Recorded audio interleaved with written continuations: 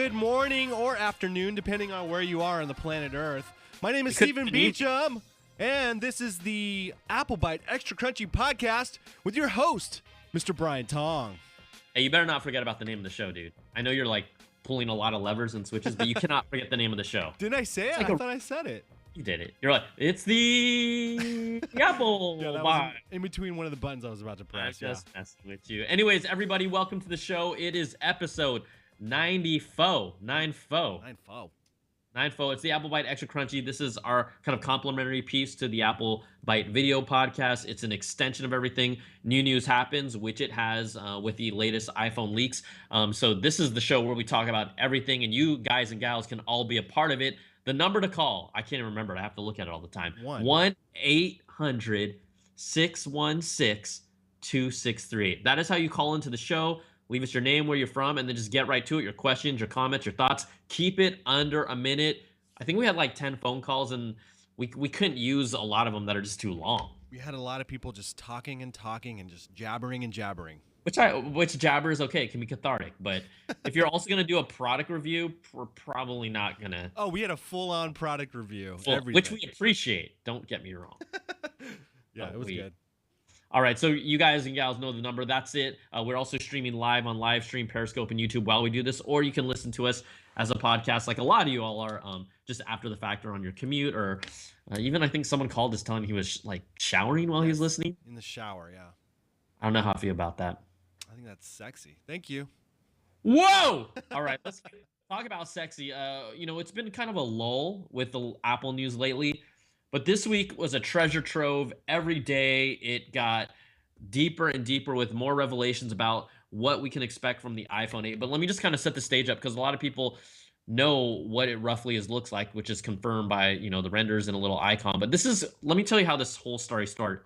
So basically, Apple accidentally, and this was an accident, released the firmware for the HomePod over the weekend. I think it was on Saturday, somewhere around Saturday. And I know it's almost been a week. Now, the key thing about this is Apple has already released developer versions of iOS 11. The HomePod runs on iOS, so it's using the same operating system. The key thing here, though, is that the HomePod firmware that was revealed by Apple, again, the HomePod is expected to come out sometime in December. We don't know exactly when. But the version of the firmware that came with the HomePod for iOS was iOS 11.0.2. That's 2 full versions ahead of what has been released publicly. And a lot of people are like, oh, this is not an accident. They did this on purpose. I can guarantee you this was not done on purpose. Really? Like, to me, there is no need. Apple, the hype is already an all-time high. Some people are saying, oh, they leaked this accidentally because of their earnings were coming out. Their earnings results, which they did very well, we'll talk about them later, were a result of the growth from last quarter. It had nothing to do with these leaks. And so we're going to jump into all of these leaks right now, but I think this was straight up an accident. We know that Apple has talked about doubling down on secrecy for years with Tim Cook, and I just find it really funny that the actual company that has given us the most concrete details about the iPhone 8 to date is yours truly, Apple. I'm going to play conspiracy theorist here for a second, and maybe they did. Maybe this wasn't an accident. Remember when that dude he left an iPhone in the bar or something? That was an accident, bro. That was an accident. That wasn't a publicity stunt. That wasn't a publicity stunt. Remember, how about this? Let's also, in context, back in those days, I think it was the iPhone 4 that was left on in a bar, right? It's like guy walks into a bar, loses the iPhone 4, right? It sounds like a stupid joke. But at that time, we didn't really know much about it. Steve Jobs wrote a letter directly to, was it Gizmodo or Engadget? I feel like it was Engadget. Yeah. I think like it was Engadget that was able to make contact with a person who was like, this isn't a normal iPhone. This is before the days where people were, every day we hear a leak about the iPhone now. It's just the fact, or a rumor or something. Totally. Back then, it wasn't like this. And so it was a big deal. Steve Jobs reached out to them to try and recover the phone. They didn't want to do it. So you knew that if Steve Jobs directly reaches out to you to get that phone back, they didn't do that on purpose. Yeah, he sent the Apple police to their house too, if I recall. Yes. I mean, It was a big deal. So, This is a I little mean, different. This is like they released some code or something. yeah. And so what's Big interesting stuff. is when I say, oh, it was 11.0.2, which is two versions ahead of what's out there, a lot of times when Apple releases a firmware developer beta, they scrub it so that there's no references of, what's coming in the future. This was not the case. So let's just jump into all the good stuff that was in here. The number one thing was an icon based on what the new iPhone is expected to look like. It was this blue outline. It pretty much verifies a variety of things. One thing, and Beecham, in the first article, you can scroll down and it's in that first article. It verifies that there will be no actual physical Touch ID button on the front glass panel. First, again, this we've known these in rumors, but this is an actual confirmation from Apple. So it removes that. The notch on the top where the sensors are for the actual camera, infrared sensors, though that there is a notch there that everyone has talked about that Yes. from the start and from the rumors that I've seen, I was always like, man, that's just bunk. That just looks ugly to me. So those are two of kind of really the big things that are immediately confirmed by this leak. Now, other things happen. You got to give props out. First of all, developers Steven Troughton-Smith. There was another guy, Guilherme Rambo. They dug into the code. These are the reason why we know all this is because these two guys were really the first ones that realized, okay, this is not a firmware we've seen before. They dug in the code. They searched for different terms like the word face. They searched for everything you could to kind of like try and connect the dots, and they've really given us a lot of information. One of the big things is that in the biometric kit, right? We know Apple kind of names a lot of their utilities for developers, like there's Siri kit, there's Home kit. Biometric kit is typically where things like Touch ID is stored. Well, guess what? There is a new term or what a method that's going to be used in the biometric kit called Face Detect. What does that tell us? We've heard all these rumors about how Apple, without the home button and without everyone thinks that they're not going to actually be able to even do the whole Touch ID through the screen sensor this time around. Face Detect pretty much is everywhere in the biometric kit, which indicates to us, at least in some way, shape, or form, that this new iPhone will have some level of facial recognition. We don't know exactly if there will be iris scanning in combination with that. That was some of the rumors that were thrown out there and stories that were reported by Bloomberg and others. But at the very least, this does confirm that it is going to be some kind of facial recognition implemented into unlocking your phone. And yes, again, no Touch ID button, and then that lip on the top. So those are three huge concrete facts that you can't deny. And no, they would not have leaked this on purpose. They just wouldn't. I'm already having stress over like when I'm snowboarding or something, how am I going to unlock my phone to take a picture wearing sunglasses. There's so many pictures of this face detect, like how is this going to work? I'm curious. Yeah, what about Touch ID with your glove and your finger? Like, did you have gloves? Like, I mean, well, you could take off the glove. It's not. I do not have too hard. I do have a solution for you that we're going to talk about more of these. So every day there has been new information, and I love when I put out the Apple Byte video. They're like, "Oh, you're a week late." I'm like, "Dude, it's a weekly show. Sorry, bro. Sorry." But every day new stuff has come out, so we're going to talk about kind of some of the latest stuff that has just dropped within the past 24 hours. One of them being is that the iPhone 8, according to these, again, people digging into the firmware that was leaked. According to iHelpBR, a Brazilian site, the firmware suggests that the iPhone 8 may record 4K video at 60 frames per second with both the front camera and the rear cameras. Oh, wow. That would actually be a first because on the iPhone 7 and 7 Plus, it's able to capture 4K video at 30 frames per second. This is saying that it'll capture 4K video at 60 frames per second, not only on the rear camera, but the front camera as well. We know that right now in the 7, the front camera is only a 1080p camera as well. So you're talking about better FaceTime quality. You're talking about better, selfie videos. We know how important that is. That's going to be a big file, man. That's a lot of information. That's pretty awesome on both sides too. That's what I'm saying. Yeah, that's great news actually. So that's all. That's always good news. Another thing that was really interesting that was just recently released as of within the past 24 hours. The HomePod firmware also shows kind of a new smart camera feature. Think of it as like a system for auto detecting different things, and we'll talk about why this is important. But first of all, according to the firmware, a smart camera feature that has been found again suggests that the camera app is going to actually be able to detect different types of things like scenes or photo conditions, anything from pets to children. Some of the scenes that were referenced in the files include like fireworks. You know how hard it is to take pictures of fireworks? Oh yeah, it's Remember very hard. blurry July 4th fireworks? So Things like it's going to that. detect your HomePod will detect fireworks Oh outside. no, not your HomePod. Your iPhone camera. These were Oh, found okay. I'm in sorry. HomePod files. Yeah. Oh, I see. So Okay, okay. all this treasure trove of data was found from a HomePod firmware release, but these are all related to the iPhone. So I see.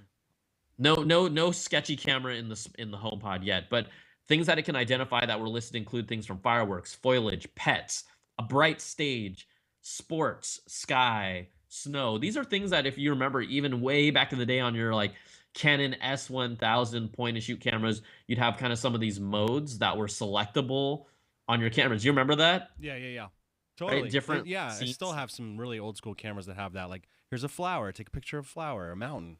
For macro, right? But like Yeah. honestly, most of those scenes I would never switch it. I just keep it on auto back in the day, right? And that's literally what we do with our phones today. So this is just talking about some of the different things that this smart camera functionality will have. In addition to that, another kind of list shows confidence metrics and it hits on the ability of maybe this smart camera feature to be confident in what it's looking at. So it's going to have different identifiers or image recognition metrics that it looks for when it sees an object that it wants to take a picture of. So there's things like pet confidence, baby confidence, QR code confidence, document confidence. These are all built into this smart camera feature to be able to detect these different things. So that's some of kind of the cool stuff that we can expect to see in the camera. And we know that it's always going to come down to the image quality of the camera. I mean, phones are our cameras for most of us, unless you love that DSLR action, and we still aren't at the point where we're going to get there. But I thought what was really interesting about the ability to recognize these things is we know about the bokeh effect on the iPhone 7 Plus, where it blurs out the background, and it was kind of Apple was kind of first testing out. I think the fact that this smart camera lists a lot of different things or items or scenes, whether it's a baby or a pet or things of that nature, would probably relate to that bokeh effect to be even more accurate and better at like pulling things out. Apple never officially said it was for like objects or for animals. They did say it was for people, and people tried taking pictures of different things. That it did work a good amount of the time, but for it to actually maybe get even better recognition to separate those objects from the background and give us a better, field of depth, I think that's gonna be really cool. Yeah, yeah. Because things can get kind of camouflage in your house, I bet. Yeah, Plants and pets and stuff like that. maybe So, we'll see if it can determine if this shirt is a plant or not. You got them palm trees. You got my yeah. palm trees. Come on. Let's just jump into more stuff. Again, this was a treasure trove of things that came out from this firmware. The other thing is kind of some smaller details about the iPhone. I've always been complaining about that notch that we saw at the top of the camera. The newest firmware, and again, Steven Trounsman just digging deep into it. He found out a few new details. One of them is that he said, according to this tweet and this, for what it's worth, I've seen nothing to suggest an ultrasound under the display Touch ID here. So he believes that it looks like not this year. We will not see Touch ID integrated into the actual display. He says, quash that one. So at least based on the firmware he has for 11.0.2, there is no indication that the actual screen will be able to detect your fingerprint. We know that Samsung had issues doing that. That was their goal for the S8. They were unable to do it. People were kind of skeptical that Apple would be able to get it done in time. And we saw a lot of those different renders of maybe a fingerprint scanner on the back, which obviously had to be one of Apple's options. People are like, no, I don't want that. I'm like, if it works, it works. But there is no indication of anything of a Touch ID integrated in the screen. He also found in here some interesting things related to the status bar. where that sensor sticks out. The new status bar seems to be more complex and powerful in design. It might be even interactive. And in some related strings, Jeffrey Gossman had found that the actual status bar has some kind of level of a split system, so or split options for the UI of the status bar. And that actually makes complete sense because it means that we could see, Wi-Fi or your battery cell signal or your Bluetooth signal on the sides of that actual notch on the top. What's the magic of that? OLED screens give you true deep black. So if they can match the black of that top little notch to the black of the screen, it will pretty much look like a seamless bar across the top, which really, come on, everyone believes and wants them to do that. Oh, yeah. That'd be cool. So we got a split status bar as well. And then another thing is tap to wake is a feature that we've seen on Windows Lumia phones. That is believed to be coming to this iPhone. So remember how you're talking about, well, what if I'm skiing and it's like I'm wearing my gloves? What am I supposed to do like that? Fine, it won't have actual Touch ID to share finger, but a tap to wake, and then the fact that you're looking at it with your face we'll see how fast that actually works, but hopefully it's good enough. I mean, right now, Touch ID is so fast. I don't know if they're going to be able to beat the speed of Touch ID, and I think if they don't, I think people are going to be a little annoyed by that, Yeah, you have to be able to get to your phone quickly in order to take pictures and do everything you want to do. But yeah, I just we'll see when it comes out. But it sounds like we might need to learn a new behavior how to unlock our phone, which I'm sure will be a big headache for a lot of people. Yeah, the thing is that if you weigh the benefits of, and depending on the speed of the face unlock, if it's not as fast but fast enough, I think most people are like, I'm glad I have an even bigger screen that's an OLED screen. I think people might overlook it to a certain degree. They'll be annoyed at first, but I think getting a larger OLED screen might outweigh that. But we'll see. Again, it comes down to speed. The last part of this, of digging into all of this, and I know there's so much stuff, in regards to the home button, Steven Trout-Smith also found references where the virtual home button, right? There's no physical one, but there will be some sort of a virtual one, seems to be called the home indicator. So it looks like the OS really is not going to hide this. It could be like a space or a virtual space around the home button. He even references that there could be things like full screen apps and videos that you could play in that lower part, but it'll be more interactive. So we'll see about that. I think that's really interesting because it leads to kind of this last part before we jump onto other news. And again, so much iPhone stuff that the next iPhone could even be sharper than Apple's Retina display. No way. That would be pretty awesome, man. So what they found in the code is that according to, guess who? The man of the week, Steven Trout-Smith. There's really, I mean, we should Where's just call he getting this all his info from? Well, he's digging deep into the developer code. He's just searching for terms and just hunting. Like, we should call this the Steve Trout-Smith Extra Crunchy. Like, this is his show. According to him, there's also references in the code for an upcoming iPhone with a functional resolution of 1125 by 2436. And why is that? Why is that a big deal, right? It's hard to really figure out what that means, but in this article by The Verge, they kind of show what was rumored a while ago. Ming-Chi Kuo, popular rumor / news, Apple News guy, had basically put out this idea that the top area, it will be a 5.8-inch OLED display, and we have a picture up here for those of you watching. It will have a 5.8-inch OLED display, but there'll be an area that is dedicated for the screen and an area that is dedicated for this virtual home button. Obviously, if you're watching video, it'll fill up the entire screen. But he reported months ago that that upper area that would be about 5.15 inches would make up this 2436 by 1125 resolution. Again, the same resolution that was just found in the developer code. Now, why is that crazy? Is because the current Apple Retina display has a pixel per inch density of 326 pixels per inch, which is actually, if you compare that across the industry, is really low. It's actually pretty weak compared to what Samsung is putting out, compared to what Google is putting out, compared to pretty much what everyone is putting out. But then this new OLED display with this higher pixel density would bring it up to roughly 521 pixels per inch. So you're getting an extremely higher quality, higher resolution display with the iPhone 8. I think that's going to make a difference because people ask, oh, what's going to be the difference between the iPhone 7 and the 7 Plus, or sorry, the 7S and 7S Plus, whatever they end up calling kind of the standard phones that people will buy. It's going to be the screen. It's going to be the screen. Oh yeah. So, yeah, So we're it's getting closer to 4K on the screen too, which is great. it's nice. It's getting It's closer. nice. We're getting a lot closer. Yeah. Like Apple is getting closer, right? I mean, look, the Galaxy S8 phone's resolution is 2960 by 1440. Oh Like wow. Yeah. it's kind of beast. Yeah. that Just is in case you beast. didn't know, That's if you super ever pick beasty. it up, you don't even have to know numbers. Just pick up the Samsung Galaxy S8 and look at it, and you're gonna be like, "Damn, my phone doesn't look anything like this right now." I'm just keeping it real. Don't Keep it get real.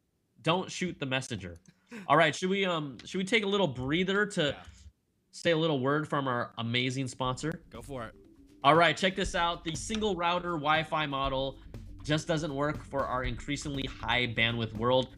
What you need is a distributed system called Eero. Now, for those of you that don't know, Eero was really one of the first kind of these mesh networks that came out. So whatever your Wi-Fi needs are, Eero has the power to seamlessly blanket your home with fast, reliable Wi-Fi via Ethernet, wireless, or any other combination. Now, simply set it on a flat surface, plug it in a wall, an outlet to expand the coverage in your room. Think of these as like they have the main router and then these additional beacons. Here's the new improvements that they did. They've put a third 5 gigahertz radio antenna in them, so it's now a tri-band, which means it's twice as fast as its predecessor. It lets you do more in your home simultaneously. They've also added the new Thread radio. What Thread is it's been in other routers, but it allows you to connect to certain smart home devices, key locks, what else we have, like smart cameras, things of that nature. It's not really popular or widespread yet, but it's kind of future proofing it for that. Also, their beacons are half the size.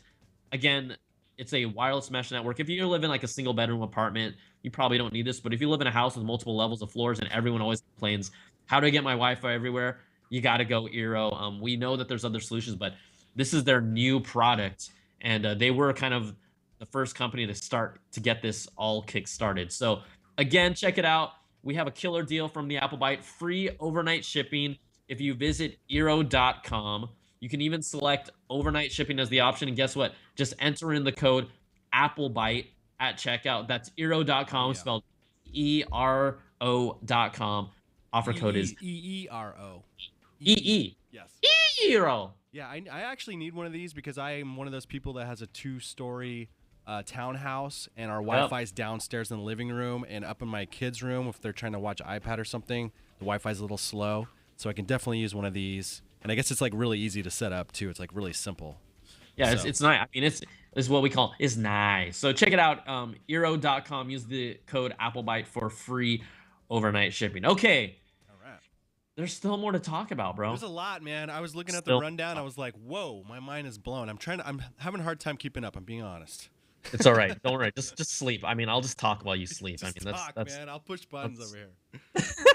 I'll push the buttons. Okay, check this out. The funny thing about this, let's just get out 2 quick iPhone stories related to this, all this iPhone treasure trove of stuff.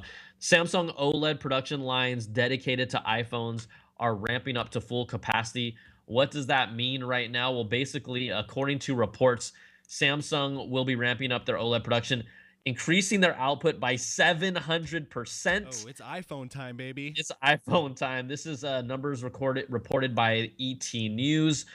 So get ready for that. That's probably a good indicator that a new iPhone is coming very soon. I'm still thinking, a lot of people are like, is it going to be delayed or not? I still expect us to at least get an announcement in September sometime. I don't know. After the Apple AirPod debacle and all that stuff, I really think they're gonna try really hard to get everything on time. I hope so. The 7 SE issues. Remember the rose gold one that no one could get? Like Rose gold. they've had years and years of like little missteps. So I feel like they're gonna really like this is their 10th anniversary too. This is the big, but this is their badass. I mean, there's a lot of demand for this. Yeah. So I feel It's the like fact. they're gonna really be on point this time. We'll see. Get on point. Also, another iPhone related story. If you're talking about the SE, Apple may give the iPhone SE a speed boost early next year. That is, according to rumor reports, over an Asian newspaper outlet reported that we could see that an A9 chip being changed out for an A10 chip Nice. that the iPhone 7 uses. We might expect to see this sometime early next year. Okay, let's talk about the HomePod because Yeah. it was actually the HomePod's firmware that revealed all of these secrets, but there are a couple kind of cool things coming from that we can find out about the HomePod from the firmware. The first thing is that the LED screen on top, the kind of that glowy thing that Apple shows off, really the only screen on the HomePod that kind of has this cool moody colors. Based on digging into the firmware, it's believed that the LED on the home isn't just like a single big LED; it's an actual LED matrix. Hmm. When I say matrix, think right, an array of multiple LEDs that have formed that top screen. So what could be an option is for the HomePod to display things like temperature, text, weather icons on that small LED screen. But the thing that I thought about right away is like, okay, that's cool. It has a screen, but you have to be standing directly on top of it looking down to see Yeah, it. totally, Like totally, yeah. you have to be like this, like to look at the HomePod screen. That's Fine. there's not gonna be a lot of people doing that, but it's fun. It's like a fun. Maybe they can make a light show out of it in the future. Who knows? Yeah, who knows, right? So Dance party, you know. dance party. And then this other cool thing about the HomePod, uh, dug deep by Avery Magnati. The Beach. There's like a YouTube link that you can jump into, but there's some unreleased HomePod UI sounds, Oh, I got things it that we've right. never heard on any Apple device. I got it right here, baby. So this first sound is the alarm. I'm going. If I hear this, I'm going right back to sleep. This is gonna put This me is to a sleep. quiet alarm, isn't it? It's a kind of pleasant alarm. Yeah. So I'm going. This ain't waking me up, man. I'm sorry. Okay, next one. Lighthouse. What about this? I'm gonna feel like That sounds like yeah, the lighthouse feels like I'm in a sub and North Korea's about to attack or something. Wow. Wow. Setup final. That's pretty good. Shots fired. Shots fired. So there's some setup number. I think yeah, here's the timer. They're all very gentle. That's mean, gonna be hard to yeah. hear in your house. I'm sorry. Well, hey, based on the HomePod's technology to spatially figure out what your house layout is, it's supposed to optimize that sound. Ooh, I like that one. that was the one that gets me all groovy and Yeah, everything. that's my fave. So, anyways, there you go. Just a little bit of the HomePod sounds that were revealed, UI sounds that were revealed in there. Okay, let's also get to other big news. Normally, it's like the biggest news of the week would have been Apple earnings if Apple didn't freaking accidentally leak out that firmware. But here we go. Apple had a killer quarter. This is their third fiscal quarter for 2017. It's really the calendar year. It's the second quarter, but just remember that fiscal quarters start whatever it is. The October, November, December is technically Q1 for the fiscal quarter. So let's just kind of break down what Apple did in calendar quarter 2, but fiscal quarter 3. All right, so they had a revenue of $45.4 billion, net quarterly profit of $8.7 billion. Those are all good numbers, larger than the year before. But here's where always the proof is putting. Look at how their products laid out. Slight edges, but everything was up across the board. Apple sold 41 million phones during this quarter compared to last year, which was at 40.4. They sold 4.29 million Macs from 4.25 the year before. And then iPad sales, which have been declining and have not been positive for the past 13 quarters. So think about that. 3+ years, we have not seen positive gains in the iPad. This quarter, the iPad family sold 11.42 million units compared to 9.95 million last year. So iPad sales jumped up. So they figured something out 15, then. iPad sales jumped up 15% year over year. They figured something out. It's called the iPad Pro, baby. They figured out how to market it. They figured out how to sell it. So good for Apple. It's funny because it actually, we'll talk about it in a second. The iPad Pro was part of it. It really came down to them having a lower cost. I should just talk about it now. It really came down to them having a lower cost iPad because although iPad sales units grew 15%, their actual profits Margin. grew 2%, Okay. which means that they were selling a lot of low-cost iPads, which is fine. It's just that you would have expected a higher profit increase than 2% if they were really selling, a more expensive iPad. So I think that 9.7 inch that they released a little while ago, that was kind of a more budget-friendly one, helped them. And then obviously, I mean, I'm the biggest. The iPad Pro is my favorite Apple product of the year so far. Nice. Like, I love that thing. It's freaking badass. So, Apple did great across the board. There are also kind of some other details from the earnings report.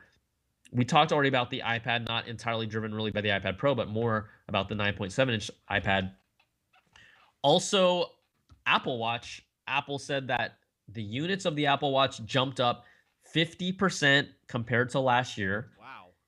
It's the number one selling smartwatch across all brands in the world, but they still chose not to reveal their sales units of the Apple Watch.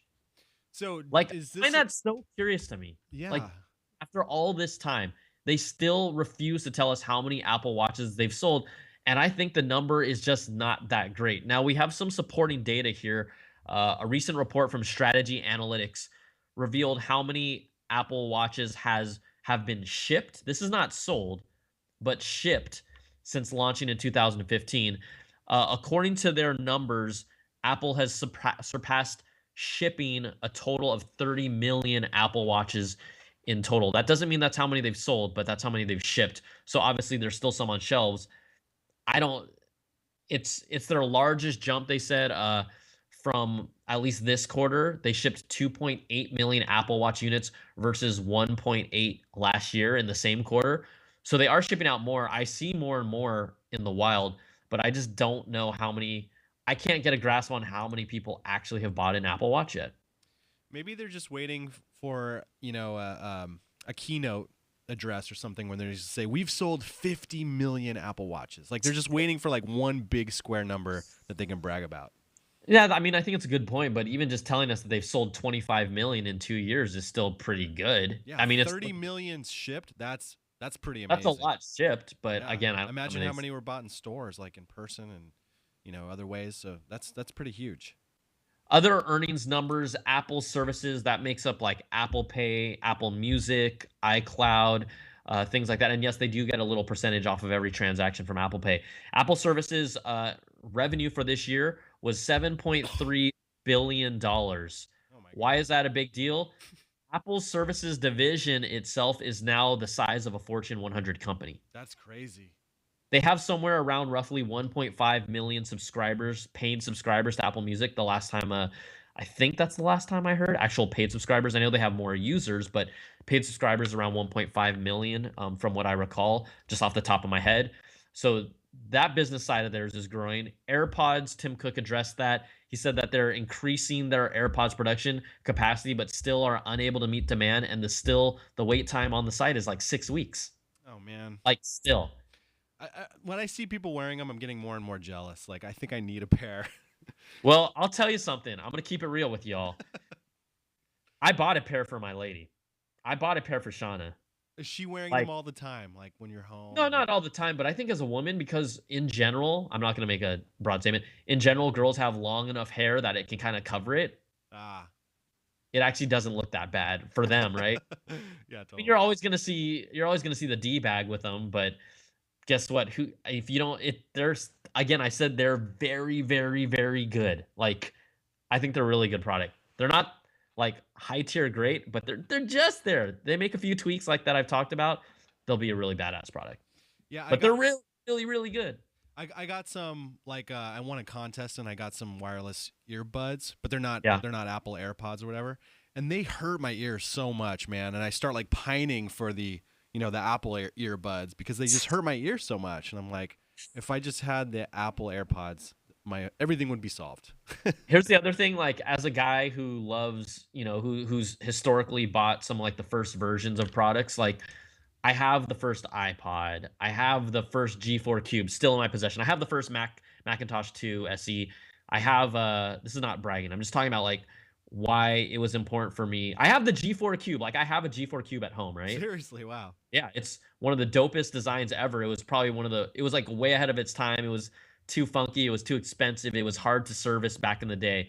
But I thought that was like, to me, that epitomized kind of like Steve Jobs thinking of like, let's do something crazy, let's put it out there. It's going to be a good product. It may not be the greatest, but it's going to be like, damn, my mind just got blown by the form factor of that machine. I think it's beautiful, right? And so I have one. It's as a historian, and so to have a pair of the first Apple AirPods and see what they look like moving on forward, I think it's kind of cool just to have. Totally, totally. I wish I Right? still had my first iPhone just to like Oh, put in I the still have case my or iPhone something, too. you know. Yeah, I I got still rid have of my mine. first iPhone too. And when I see that, I'm like, this is amazing. Like this stuff is amazing. Uh, So just being like a nerd like that. I mean, I'm wondering like for people that are watching, like what do you guys have any of your original products still? And if you do, just throw them out there. I'm just curious what they say because it's like there's kind of a little, people that are watching the show that listen to Applebite stuff, there's a fanboy nostalgia, although yeah, we can be critical about them because we should. There's a lot of people, right, that have that like that nostalgia built inside. totally. Imagine if you like held something like, you hadn't seen something like that for 10 or 15 years and someone hands it to you, and just there's going to be a thrill factor, and you'd be like, "Whoa, look at this thing. It's crazy." Like this is where it started. It's I kind of a big know. ass deal. I know. Saffron on the Periscope's like iPhone 3G. Mine blew up and like the battery exploded inside of mine. Really? Yeah, my iPhone we got a 3GS. we First got a iPhone G. with a camera, with a video camera. Okay, we have a night to watch is all flossing. Original iPhone 3G, 4, 5. So he keeps all his phones basically. That's cool. That's cool. That's pretty sick. That's Yeah. fun. It's like the museum, Yeah. So you can actually, I mean, go to eBay. You can find some cool stuff. I have the original iPod, my own personal one, but I think on eBay you can find one. There's some that are like in the original box, like that. You got people that buy them and keep them sealed. Yeah. They're like around, I think, 600 to $1,000 in the original packaging, still sealed. That's awesome. Appleosophy in our YouTube chat has an iPod Shuffle first gen that he is talking That's about. white. It was the white. It was like the white, looked like a pregnancy test stick. Totally. I'm talking about. That was the first iPod Shuffle. Let me see if I can find it. iPod. And it had like a lanyard, and it had the physical controls. It looked like a pregnancy test. Let me see if I can pull it up real quick. Oh yeah. It's totally long. Yeah. That's cool. Plus means boy, minus means girl. I don't know. Just That's pretty crap. cool. Okay. Also, another final comment from the earnings report. Tim Cook did talk about how the Apple's kind of foray into autonomous vehicles and how that was doing, because we know that was kind of like a focus by Apple. So he had some really interesting comments to say about it. Give me a moment to just pull this up because I'm going to get to his quote. He said, Tim Cook, in terms of autonomous systems, what we've said is that we are very focused on autonomous systems from a core technology point of view. We do have a large project going, and we're making a big investment in this from our point of view. Nice. He went on to call it the mother of all AI projects, and he added that autonomous systems can be used in a variety of ways. A vehicle is one, but there are many different areas of it, and I don't want to go any further with that. Woo! So they're like totally thinking of like an out of the box way to use autonomous vehicles, then, huh? Or just an autonomous system, period. I'm just curious, like, I don't know, it got me thinking. I was like, where are you going? Where are you going with this, Timmy? Did you hear about those AI bots that taught themselves their own language, and they were like, Oh my gosh, that scared the crap out of me. that is freaky, and then they shut it down, right? So like like Dude. It you was know, when I- Facebook. when it- It was Facebook. yeah, it was Facebook. And they learned their own language, and they're communicating like behind the backs of the developers and stuff. So Yes. when I'm hearing Apple talk about autonomous vehicles doing other things, I'm like, oh, what could that be? Well, I'm glad you brought that up because this is kind of a cool tangent we can touch on briefly. I know it's the Apple bite, but really what the root of this was is Elon Musk and Mark Zuckerberg were kind of getting into it, arguing communicating through proxy of the internet. And Elon Musk is saying, you got to be careful about this stuff. Like, this is serious stuff. And Mark Zuckerberg's like, oh, come on, you're making this a big deal. Why are you raining on a parade? Why are you being negative about AI? And Elon Musk is like, I'm not. There's just concerns that you have to be aware of. And what you just talked about, Beach, is that Facebook has like their chat bots that they're trying to teach how to, you know, basically an AI to talk to us as humans. And they found it wasn't even in English. These chatbots were actually communicating to themselves Yeah. with a language of their own that Like a the robot developers pig had never Latin seen. or something. Yeah, that the developers had never seen, and they immediately shut it down, like because they were like, "Holy crap!" Yeah, that's how quick that these robots can figure stuff out. And another thing that's worth mentioning is like this is happening on Twitter right now. Like there's tons of robots on Twitter, and I bet you right now there's probably 1 million people arguing with artificial intelligent robots on Twitter right now. You know what I think did I already say this in the show last week maybe? But No, it's kind of the same thing. Like, these things are on Twitter and they leave stupid comments or whatever, and then people will leave a comment back to them to argue. But 9 times out of 10, it's probably a bot. So it's just very interesting what's happening in our world right now. well, I'm gonna tell you, some of the people that I interact on Twitter, they're really smart bots based on the language they've been using with me. They're using really those big and important words. big 4-letter words, big ones, big, real complex ones too. Wow. Well, man, we're gonna meet Apple AI pretty soon. That's gonna be Pretty soon. just as scary. All right, 2 more quick stories. We're having a very meaty podcast, so I hope that you're all still rolling with us and enjoying this. New emojis are coming out in 2018. It is always a lead story in most cases, but not this week. Basically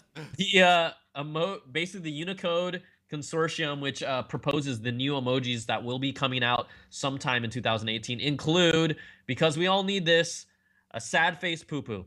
Sad face poop. Frowning pile of poo is proposed for 2018. Like, come on. So what? I had a good poop. I had a bad poop. Like, this is bad. Like, why do we need to put an expression on a pile of dump? There were some guys in a meeting and they probably had a whiteboard and they drew the poop on the whiteboard and we're like, we need a sad one. They're a brainstorming session. This is it. Other things include a fire extinguisher, a test tube, even different people of ethnicities with different hairstyles, a party face, a cold face. I like the cold face.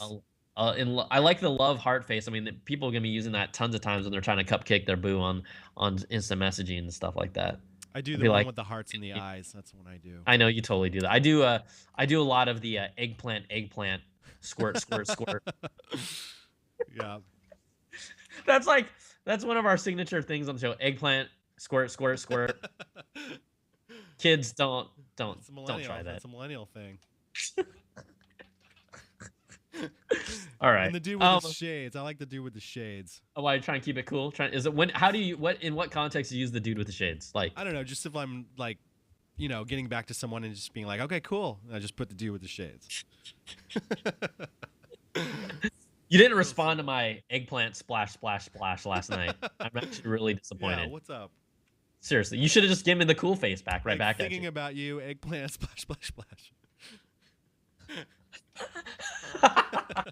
Okay, last story of the show before we get to the awesome phone calls. This one is great. Thieves stole $590,000 worth of iPhones from a moving truck. This is like straight out of Fast and Furious about a week ago, according to reports from the Netherlands. 5 Romanian men aged 33 to 43, and there's even like a little video clip in there that you can kind of see the style. That's not from the actual heist, but it's a way that they have.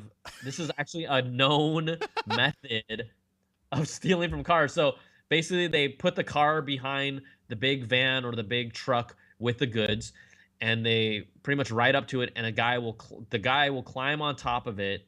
This is like Old West style, like when they would take down trains and stuff. Oh yeah, totally. So they believe this gang is responsible for up to 17 similar highway heists. This is just insane, but they were able to go up to a car. I don't know if they cut out of the top of it or they opened the back doors, but either way, they stole $590,000 worth of iPhones. That's a good chunk of change, man. And you can sell that stuff those overseas on eBay easily. Yeah, if you wonder how you got an iPhone for $200 sealed and packaged, Exactly. that's why the buy it now button worked. Some dudes were like chasing a truck on a freeway. It's amazing. All right. Shall we get to our lovely calls? Just a reminder for those of you that are watching to be a part of the show, Applebite Nation, you can call us at 1-800-616-2638. This is how you get on the show. You're a part of it. We do listen to all of them. We're sorry we can't always put all of them in. And sometimes, the sound quality, we want you to just bring your A game. So you step up your game, you get on the show, we got you, all right? Cool, yeah. Thank you all for your call. And, ooh, I have some music playing. My bad. Okay, here we go. Caller number 1. Hey, Beach and Tom. This is Kerry from Indiana. I got a question about iPads. I know sometimes they like to stagger, Apple does, the features. They came out with Touch ID with the 5S in 2012 and then finally brought it over to the iPad Air in 2014. So I'm kind of curious about 3D Touch and what you think about Apple bringing 3D Touch to the iPads maybe in 2018, or do you think maybe they've given up on 3D Touch and aren't going to bring it to the iPad? Just curious what your thoughts are on that. Thanks a lot. Enjoy the show. I could be wrong, but I was first, I think if they should have put, if they were able to get the tech right, and the biggest issue was that putting 3D Touch on a screen that large was the obstacle. But as I've used the iPad more, and specifically with iOS 11, the thing is that I always wanted the iPad to do more. But iOS 11, damn, like the iPad does more. And I don't even actually think about 3D Touch on it. And I just think if it's going to cost them so much to do that, they should just forget about it on the iPad. And then really the next evolution of the iPad screen will be when and if they go to OLED on it, which will be a while because it's really expensive. But my gut tells me that they aren't going to do it in the iPad, and they've kind of just said, oh, it is easier to hold in one hand and just push down with your thumb because that's really how you use your iPhone. I could be wrong, but I don't think they're going to put in the iPad. I don't think they have plans to integrate it in the iPad. And that was one of the reasons why I was also frustrated about 3D Touch, because it's not a standardized function across all their touch devices, which it should be. But something tells me if they haven't done it by now and they're working more on the True Tone screen over Touch ID, or sorry, over 3D Touch, we won't see it in the iPad. That's my gut. All right. All right, let's go into my TriCaster kind of crashed on me there for a second, so I was recovering from. Yeah, I think we're okay now. Just when I'm. Come on, TriCaster. I know. We need a new one up in here. I'm gonna do a freaking professional show here. Okay. All right. Semi-pro. Here we go. Next call. Hey, what's up, Tong and Beach? This is Adam from Utah. Recently moved here. I'm loving it in Utah. But listening to your last episode while I was in the shower, I was getting really heated about all these people complaining about the price of the iPhone 8. I think it's going to be called the iPhone X, but whatever you want to go with on that. Here's the deal. There's 2 reasons why the pricing is not going to affect the sales of the iPhone 8. One, we live in an era now where it's payment plan everything. Whether you go for the iPhone 8 upgrade program through Apple or you do it through your carrier, people are already making payments. They don't ultimately. Most people don't care what the actual price is. They're just going to care about how much it is per month, and that'll be, $5-10 more a month, and nobody's going to blink an eye at that. All right, what do you think about that, Brian? Yeah, I mean, I think he's right on the money. We've said it before that when you break it down in payment plans, you don't. I actually wonder how many people actually realize how much the last phone they bought actually cost. Like, yeah. That's true. That's a good point. Yeah, the payment plans are good, but the problem is in the long run, you're paying even a lot more for the phone. Yes, sir. So that is something to take into consideration: the interest rate. Yeah. So, I think it's yes, all to that. So I don't think it's going to stop people from buying it. I really don't.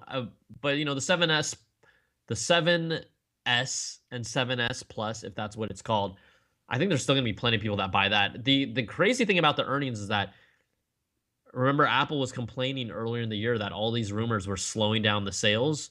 And Apple, although slightly, and everyone still has an iPhone. Apple was actually positive and up on sales with the iPhone before compared to last year. So this is before the iPhone 8 comes out, dude. It's gonna be big. It's gonna be gangbusters for sure. It's gonna be big. Yep. Just the fact. All right, next call, number 3. Here we go. Hey guys, this is Garrett here from Dallas, Texas. Just had a quick question for y'all. For the iPhone 7S, what do y'all think the features that Apple is going to bring to the 7S and the 7S Plus? There's been a lot of talk about the iPhone 8 and what's going to come to that, but people are still going to buy the cheaper option. So nobody's really talking about, what features are going to come to that, the lower end models, I guess you could say. Just wanted to hear y'all's thoughts. Oh, also the other question I had was, what do y'all think of Apple having a lot of issues getting the iPhone 8 into production?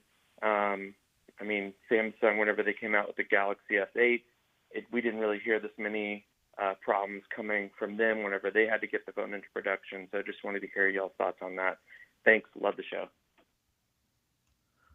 So I guess I will address first about the getting the iPhone in production. I mean, we just kind of talked about earlier story of how, Samsung's ramping up and it's going to be pretty good to go. So I don't really see any major issues with that. I think part of it is the only reason we hear about that stuff all the time is because the rumor mills are so all up in it, right? Oh yeah, like for sure.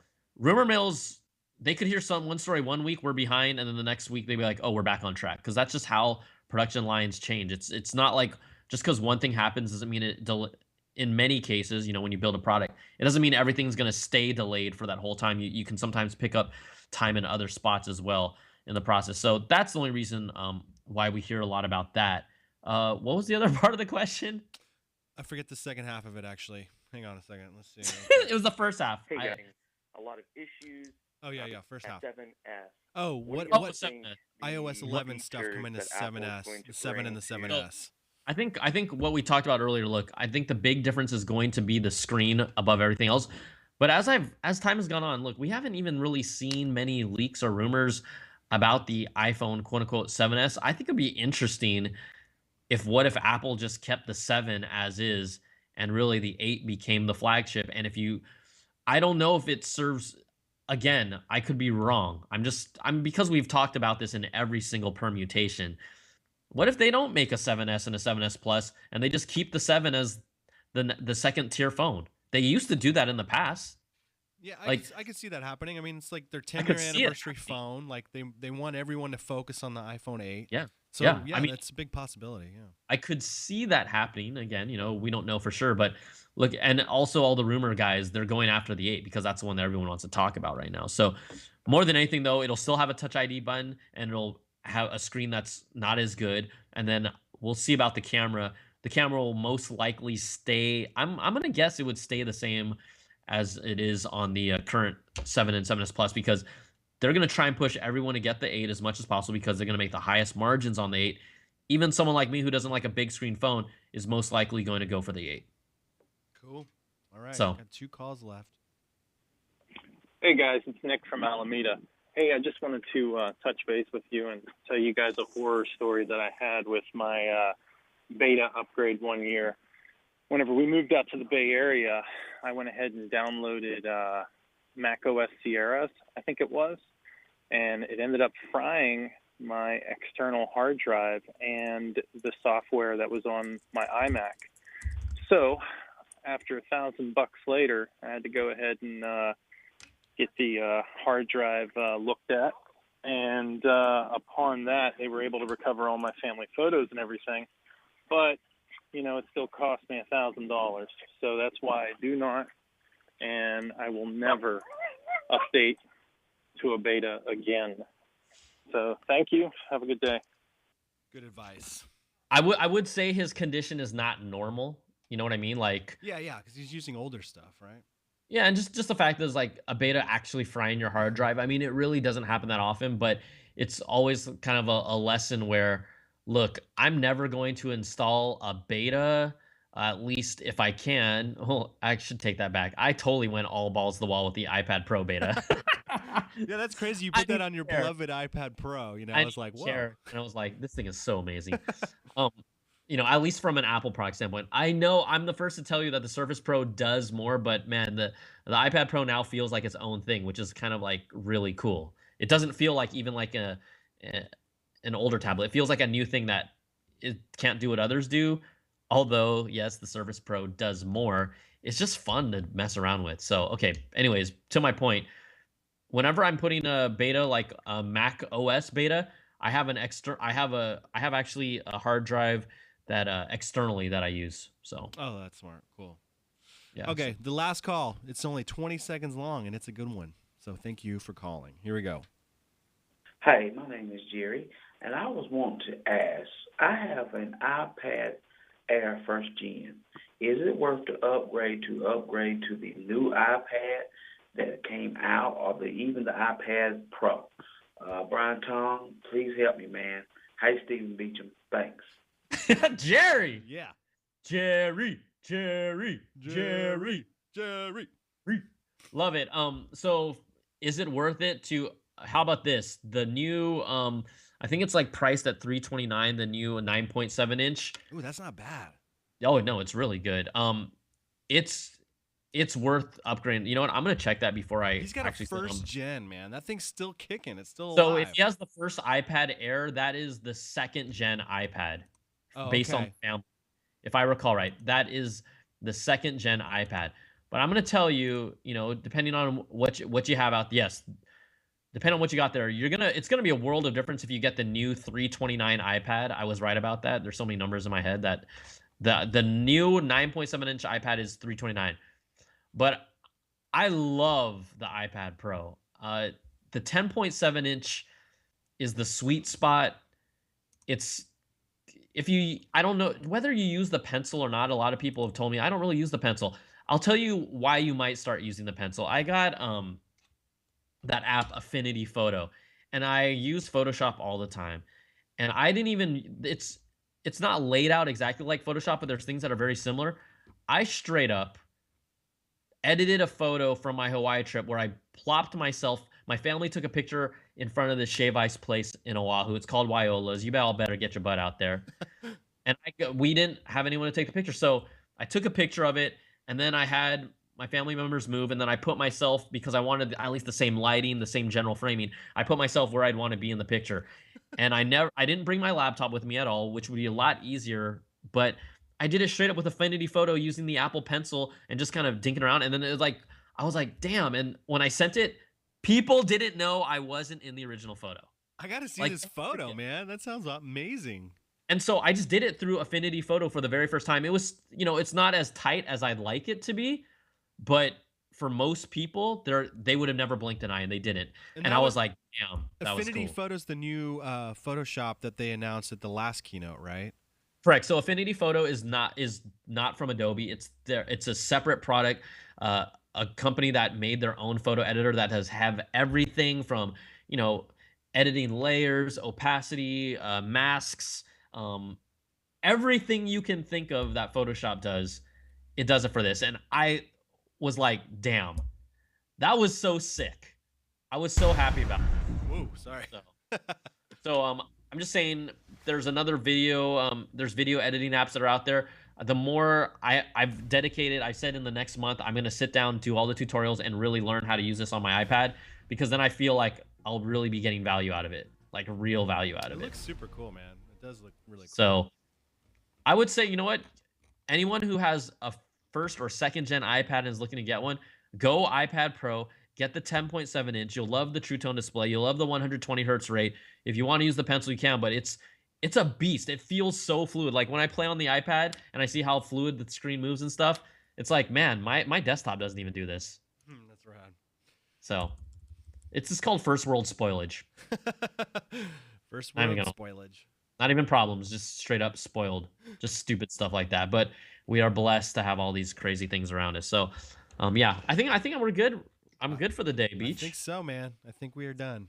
Did we hit an hour? I think we hit an hour. We had to, because I think our last show was last Tuesday. So, this is there's a lot of news that happened in between then and now. So this is good.